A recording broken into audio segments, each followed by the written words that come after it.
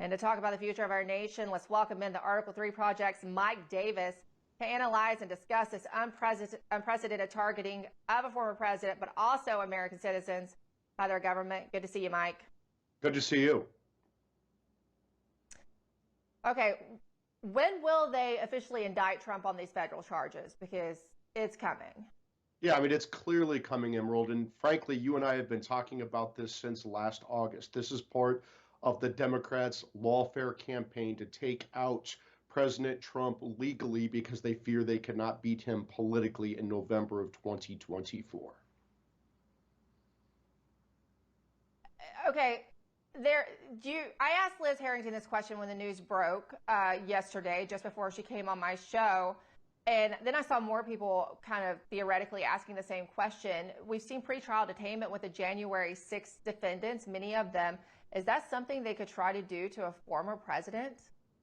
You know, I would put nothing past Jack Smith. Jack Smith is a deranged partisan prosecutor who Merrick Garland brought back from exile in The Hague after the Supreme Court 8-0. It would have been 9-0, but Justice Scalia died 8-0. The Supreme Court reversed and reprimanded Jack Smith for his bogus political prosecution of another likely Republican presidential candidate in 2016, Virginia Governor Bob McDonnell. But guess what, Emerald? The damage was already done. Mission accomplished for Jack Smith and the Democrats. They eliminated him for the 2016 election, and the Supreme Court didn't reverse it for several years later. That's the same play that Jack Smith and Merrick Garland are running now. They fear that they can't beat Trump in the polls, and the polling shows that Trump is ahead of Biden right now, so they're going to go after Trump with this another bogus prosecution with a bogus legal theory and try to eliminate him as a presidential contender because they can't beat him in November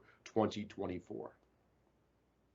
Yeah, let's be honest, Governor McDonnell's reputation and career has never recovered because the accountability came far too late and didn't get nearly enough attention as much as it did for the original charges.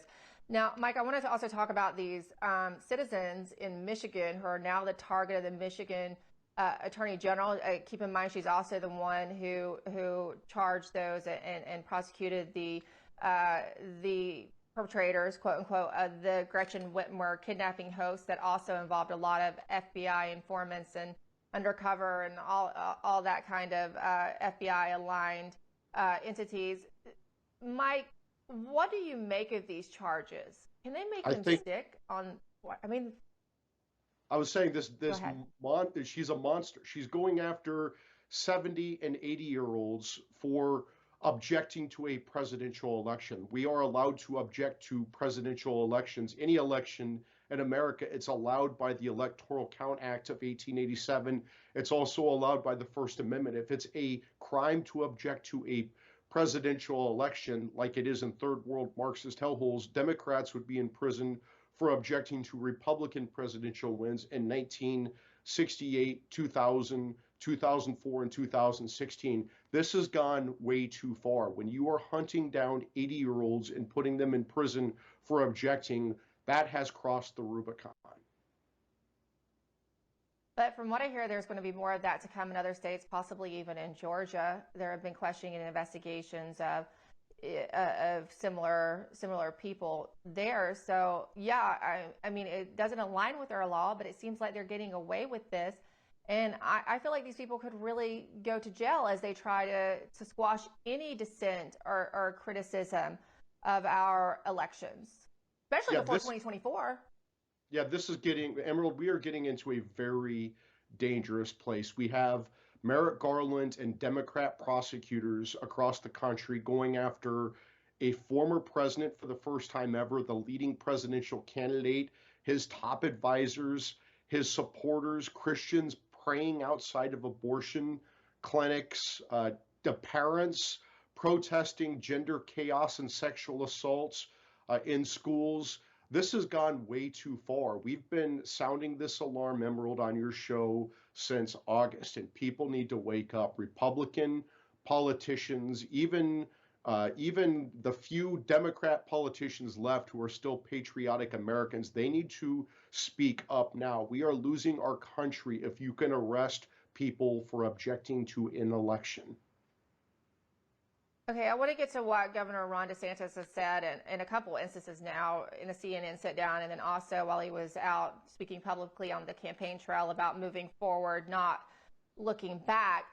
What do you make of that, considering there's still January 6th defendants sitting in pretrial detainment? Can we just look forward? I felt like that was not the right messaging, but I want to hear your take. I would say this about Governor DeSantis. I've long been a fan of Governor DeSantis, even though I'm strongly supporting President Trump. I think Governor DeSantis is America's best governor. But if he actually thinks the Democrats are just going to go away, if we can just pull the blanket over our head, and once Trump goes away, these Democrats are going away, he is incredibly naive, and that disqualifies him for higher office at this time.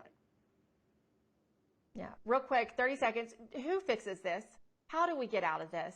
I mean, is it just if Republicans win an election, or what can be done now?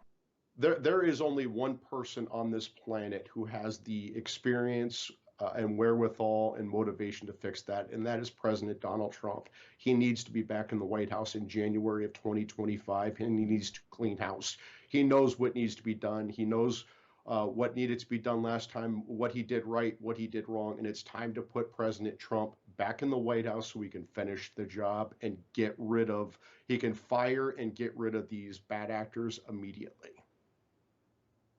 Well, they're going to do everything they can to keep that from happening. Thank you so much, Mike Davis, Article 3 Project. Good to see you again. Thank you.